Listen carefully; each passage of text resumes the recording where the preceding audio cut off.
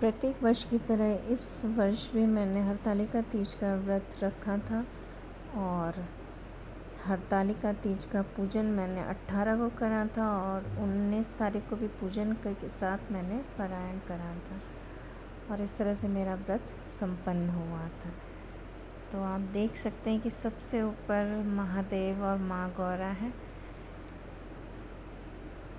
और साथ में है सौभाग्य सामग्री जो मैंने माँ को समर्पित की थी। उसमें आभूषण थे, चूड़ियाँ थी, सिंदूर था, बिंदी थी, लिपस्टिक थी, नेल पॉलिश थी और इस तरह से मैंने उन्हें सौभाग्य की सामग्री अर्पित करी थी। साथ में हमारे क्षेत्र में पाए जाने वाले जो फल थे उनको मैंने रखा था, जिसमें अमरूद था, केला था, नारियल था, कीवी था, नाशपाती थी, अनार और सेब थे। और सुबह के समय पारायण करने के लिए मैंने प्रसाद बनाया था, जिसमें चना, पूरी, हलवा और आलू की सब्ज़ी थी। तो इस तरह से मैंने पूजन के बाद पारायण किया था और अपने प्रसाद को आनंद के साथ ग्रहण किया था और बड़ा आनंद आया था, जैसा हर बार व्रत रखने और पूजन के बाद आता है। तो इस तरह से हमने हरतालिका तीज का पूजन अपना संपन्न किया और अपना आनंद पूर्वक बहुत आराम से जो था इसको हमने संपन्न किया। आपके क्षेत्र में भी तीज का त्यौहार मनाया जाता होगा और शायद आपने भी पूजन किया होगा। अब पारी थी शिव परिवार के दूसरे सदस्य के स्वागत की। तो उनके स्वागत के लिए भी हमने तरह तरह के मोदक बनाए थे। तो इस तरह से हमने गणेश जी का पूजन और स्वागत किया और आनंद के भागी बने। तो आप देख रहे होंगे सबसे ऊपर हमारे गणेश जी हैं और हमारे तरह तरह के मोदक हैं।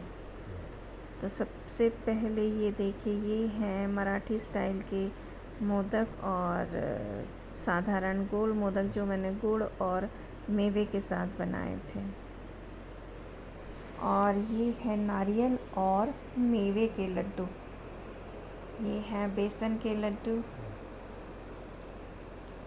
और इधर देखिए, ये है मोतीचूर का लड्डू और ये हमारे विघ्नहर्ता गणेश जी दुर्वा के साथ।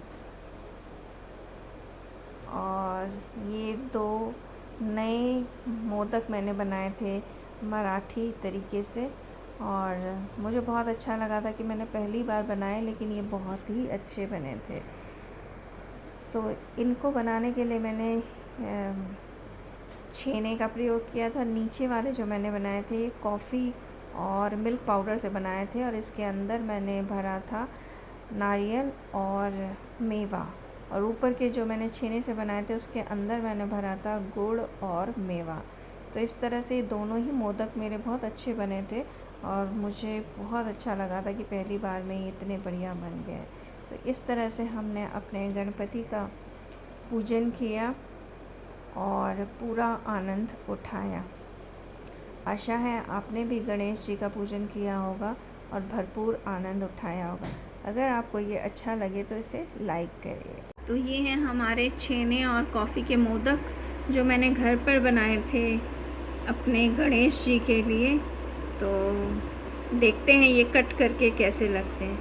तो इन्हें मैंने काटा है और ये ऐसे दिखाई दे रहे हैं। अंदर की तरफ मैंने आपको बताया था जो मैंने छेने का बनाया था उसके अंदर मैंने गुड़ और ड्राई फ्रूट्स की फिलिंग करी थी, और जो मैंने कॉफ़ी का बनाया था उसके अंदर मैंने केवल ड्राई फ्रूट की और नारियल की फिलिंग करी थी। तो इस तरह से मेरे ये अंदर की तरफ से लड्डू ऐसे दिखाई दे रहे हैं जो कि बहुत ही स्वादिष्ट थे। और ये जो छेने वाला था जिसको मैंने गाय के दूध के छेने से बनाया था, ये बहुत ही स्वादिष्ट थे। और अंदर गुड़ का जो भरावन मैंने डाला था जिसमें ड्राई फ्रूट्स भी थे, वो बहुत स्वाद हो रहा था। तो मुझे लगा कि ये मराठी लोग भी बहुत अच्छी अच्छी चीज़ें बनाते हैं और हमें एक दूसरे स्टेट से बहुत कुछ सीखना चाहिए। अलग अलग राज्यों में जो चीज़ें बन रही हैं, अगर हम उन्हें बनाएं और उन्हें जानने का हमें मौका मिलता है।